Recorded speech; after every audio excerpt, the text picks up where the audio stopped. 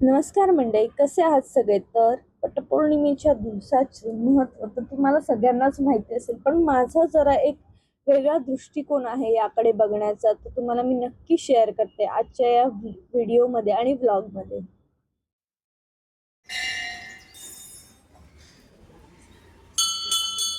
तर असं म्हणतात की सावित्रीने आपल्या बुद्धीने आणि निरग्रहाने यमराजाकडून तिच्या पतीचे प्राण परत मिळवले होते.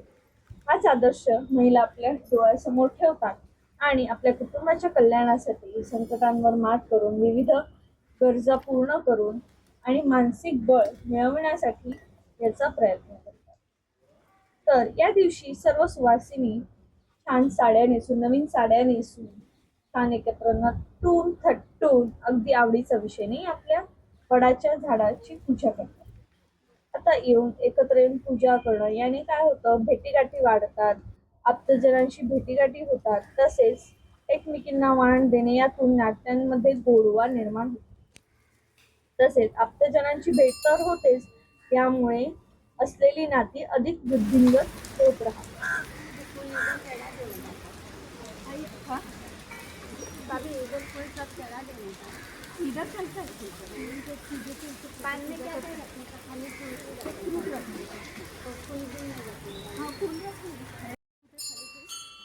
वटवृक्षाचे म्हणजेच वडाचे झाड याचे आयुष्य खूप मोठे असते आणि त्याच्या पारंब्या ज्या विस्तारत राहत असतात, सतत विस्तार होत असतो त्या गोष्टींचा,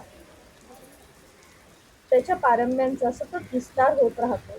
त्याचप्रमाणे मी अशी मनोकामना करते की वडाच्या झाडाप्रमाणे म्हणजेच वटवृक्षाप्रमाणे म्हणजे आपले वैवाहिक नातेसंबंध आयुष्यभर थंड आणि समृद्ध होत राहोत, तसेच फुलत राहोत अशी स्त्रिया मनोमन कामना करतात. महिला आपल्या पतीला उत्तम आरोग्य आणि दीर्घायुष्य लाभावे यासाठी व्रत करतात.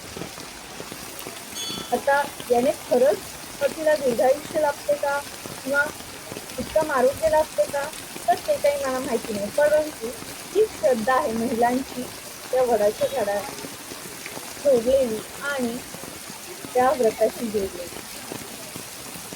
चिन्ह वगैरे त्यावर माझा विश्वास आहे की नाही मला नाही माहिती, परंतु जे काही आयुष्य मला मिळाले आहे ते माझ्या पतीसोबत म्हणजेच माझ्या नवऱ्यासोबत छान सुखा समाधानात आणि आनंदात जावं अशीच माझी इच्छा आहे आणि त्याचीही तशीच आहे बरं. तर असं काही जे आहे ते आपलं वटसावित्रीचं व्रत.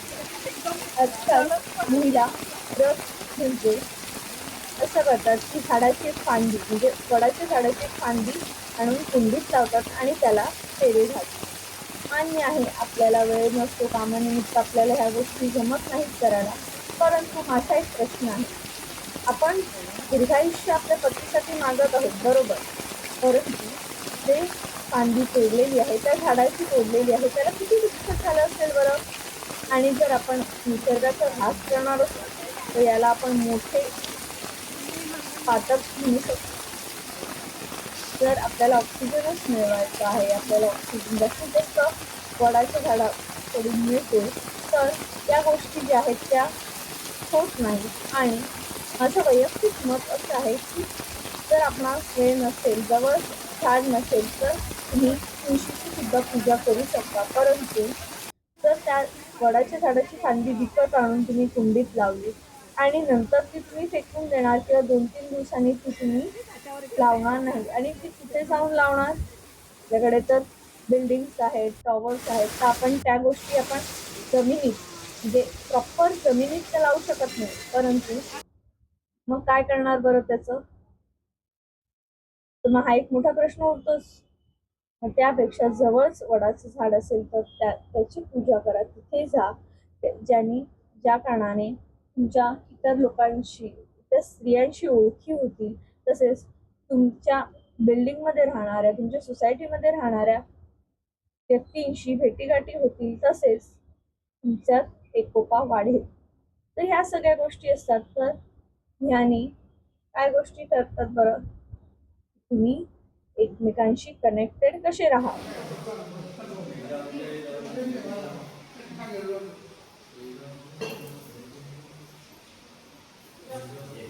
दरवर्षी वटपौर्णिमेला पाऊस हा असतो. नेमकी मी पूजेला जायला निघाले. अर्धी होत आलेली असतानाच पावसाने धुवाधार सुरुवात केली आणि ती सुरुवात काही थांबता थांबेनाच. किंचितस कमी झाल्यावर मी आणि माझ्या आईने पूजा करून घेतली आणि वडाच्या झाडासोबत फेऱ्या मारल्या. तर वटसावित्रीचे व्रत असताना वडाला फेऱ्या मारून या पूजाची सांगता केली. तसेच एवढा झाला ना पाऊस हो फार भिजलो मग जोराची सर आली पेपर सगळे ओले झाले तिकडे आम्ही पण नेलेले ते सगळे ओले झाले सुवासिनींना वाण देऊन पूजेची सांगता केली. तसेच घरी आल्यावर देवासमोर वाण ठेवले आणि त्याला नतमस्तक झाले.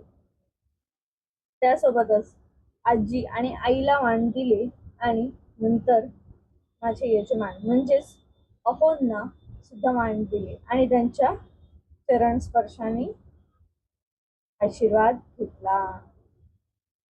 तर तुम्हाला नक्की हा ब्लॉग आवडला असेल आजचा, तर नक्की प्लीज लाईक आणि शेअर करा आणि तुमच्या मैत्रिणींना हा नक्की शेअर करा, कारण त्यांचं जर थिंकिंग असेल, तुम्हाला बदलायचं असेल किंवा त्यांचाही माझ्यासारखाच विचार करण्याची पद्धत असेल तर नक्की शेअर करा. त्यांनाही आवडेल आणि तुम्हालाही.